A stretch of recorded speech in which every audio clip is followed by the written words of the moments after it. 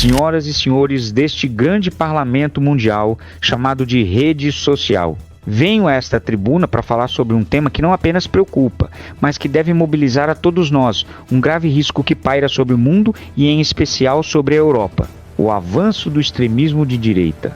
Na Europa e no mundo, é mais que um movimento político que se traveste de patriotismo, mas que na realidade serve a interesses alheios às diversas nações. Este movimento que, sob o discurso de fazer a Europa grande novamente, repetindo o lema do então presidente dos Estados Unidos, Donald Trump, busca dividir, segregar e impor uma visão retrógrada e perigosa de sociedade. Um movimento que, em vez de aprender com os erros do passado, parece determinado a repeti-los. Líderes da chamada extrema-direita, reunidos em conferências e alianças internacionais, clamam por uma Europa grande outra vez, ecoando a retórica de Donald Trump. Mas eu pergunto, que tipo de grandeza é essa que exige a submissão ao colonialismo norte-americano? Que patriotismo é esse que prega a soberania nacional, mas se curva aos interesses de uma potência estrangeira? A grandeza da Europa foi conquistada com suor, lágrimas e trabalho, foi conquistada pela cooperação e união das nações europeias, que se uniram para combater exatamente o extremismo ditado por estes tais nacionalistas. É alarmante ver líderes da extrema-direita, como André Ventura de Portugal e outros, se reunirem para elogiar figuras como Donald Trump, chamando-o de acelerador da história. Mas que história é essa que eles querem acelerar? A história da intolerância, da exclusão e da submissão ao colonialismo cultural e político dos Estados Unidos? Sim, porque apoiar as políticas de Trump não é apenas uma questão de alinhamento ideológico, é curvar-se a um projeto de dominação que busca impor seus valores e interesses acima da soberania e da diversidade das nações. O lema de Trump é primeiro a América e não Europa ou Brasil. Trata-se de um projeto de dominação e não de cooperação. O que esses líderes defendem é uma união mundial de nacionalistas, uma contradição em si mesma, jaz que o nacionalismo, por definição, é um movimento que busca exaltar a identidade de uma nação em detrimento das outras. A ironia dessa aliança global de nacionalistas não pode ser ignorada. O nacionalismo, por definição, deveria defender a independência e a autodeterminação dos povos.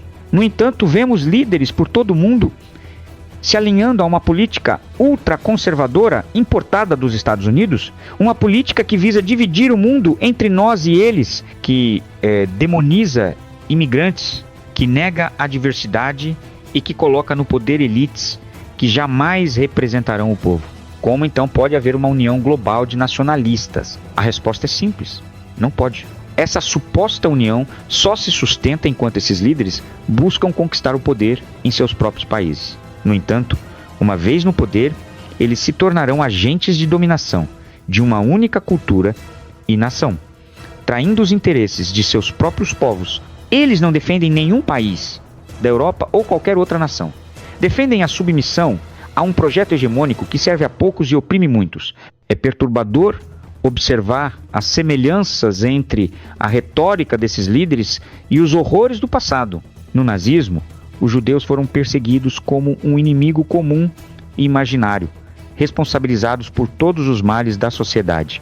Hoje, vemos a mesma lógica sendo aplicada contra imigrantes e refugiados e outras minorias. Donald Trump e seus apoiadores na extrema-direita mundial transformaram esses grupos em bodes expiatórios, alimentando o medo e o ódio para justificar políticas desumanas e excludentes. Isso não é apenas imoral, é um perigoso retrocesso.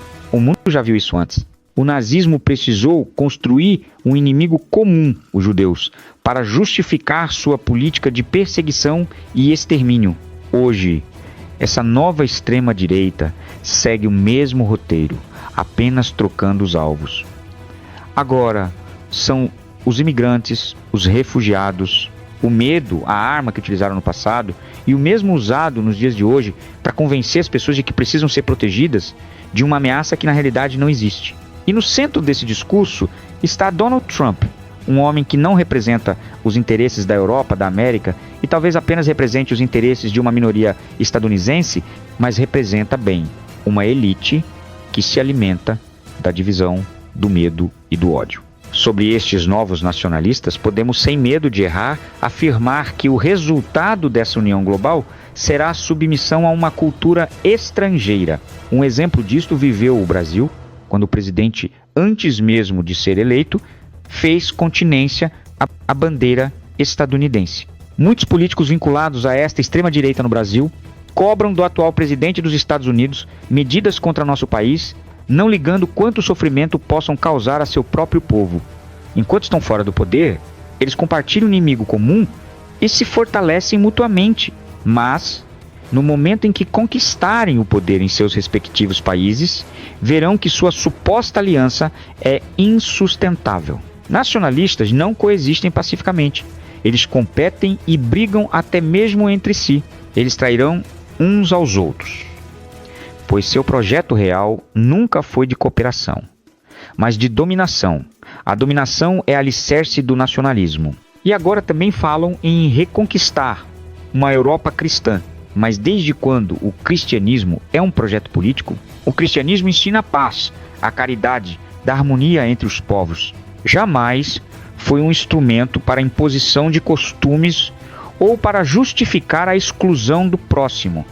A salvação espiritual proposta no cristianismo é uma questão pessoal e individual, não uma imposição de Estado. A história nos mostra que sempre que religião e política se fundem, o resultado é a perseguição, a violência e o autoritarismo. Amigos, a tolerância ao extremismo coloca o mundo mais uma vez em perigo. É um atestado de que não aprendemos nada com nosso passado de guerras, genocídios e destruição. O surgimento do extremismo hoje, diferente do que foi no passado, não é apenas uma ameaça localizada. É uma ameaça global que exige uma resposta local e global. O mundo precisa se unir agora, antes que seja tarde demais. Precisamos combater o ódio, a intolerância e a divisão com solidariedade, diálogo e respeito à diversidade. Concluo dizendo que o futuro da humanidade depende de nossa capacidade de aprender com os erros do passado e de construir um mundo onde a paz e a justiça prevaleçam sobre o ódio e a exclusão. Não podemos permitir que o extremismo nos divida, não podemos permitir que o medo nos cegue. O mundo precisa de união, não de nacionalismos egoístas. Não podemos conviver com a ridícula ideia de um mundo com uma única cor, pois isto é involução e não evolução.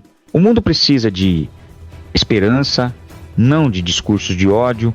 O mundo precisa de ideias e soluções, mais do que críticas vazias. O mundo precisa de nós, agora mais do que nunca. A tolerância ao extremismo é permitir que a história se repita.